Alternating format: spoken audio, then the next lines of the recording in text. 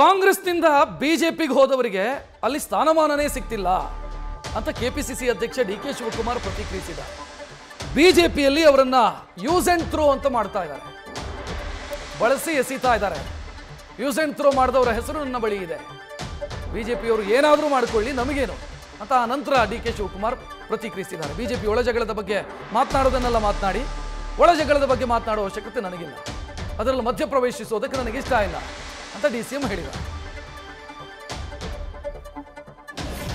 ನಾವು ಯಾರ ಒಳ ಜಗಳದ ಮೇಲೂ ಕೂಡ ನಾವು ಅವಲಂಬಿಸ್ಕೊಂಡು ರಾಜಕಾರಣ ಮಾಡ್ತಾ ಇಲ್ಲ.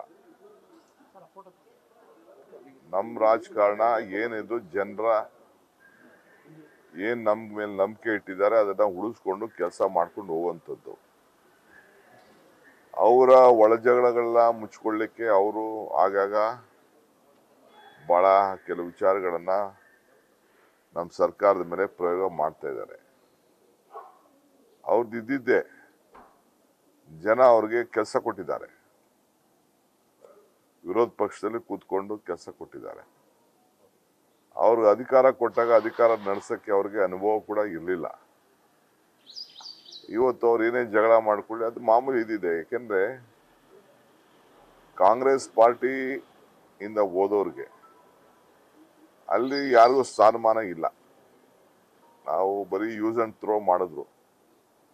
ಇದು ಎಲ್ಲರೂ ಜನಕ್ಕೆ ಗೊತ್ತಾಗ್ತಾ ಇದೆ. ಒಂದೊಂದೇ ಬೇಕಾದಷ್ಟು ಹೆಸರುಗಳೆಲ್ಲ ಇದೆ, ನಾನೆಲ್ಲ ಯಾರ ಹೆಸರು ನಾನು ತೆಗೆದುಕೊಳ್ಳಿ ಹೋಗ್ಲಿಕ್ಕೆ ನಾನು ತಯಾರಿಲ್ಲ.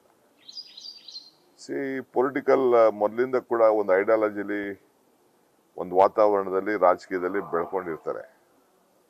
ಅದು ಎಲ್ಲರಿಗೂ ಕೂಡ ಅದು ಹೋಗ್ಲಿಕ್ಕೆ ಸಾಧ್ಯ ಇಲ್ಲ. ಅವ್ರ ಪಾರ್ಟಿಯವ್ರು ಏನ್ ಬೇಕಾದ್ರೂ ಮಾಡ್ಕೊಳ್ಳಿ, ನಮ್ಗೆ ಅದಕ್ಕೆ ನಾವು ಇಂಟರ್ಫಿಯರ್ ಹಾಕೂ ಇಷ್ಟ ಇಲ್ಲ. ನಮ್ಗೆ ಅದರಿಂದ ಲಾಭದ ಅವಶ್ಯಕತೆನೂ ಇಲ್ಲ. ನ್ಯೂಸ್ ಫಸ್ಟ್ ನಿರ್ಭೀತಿಯಿಂದ ನಿಮ್ಮ ಪರವಾಗಿ.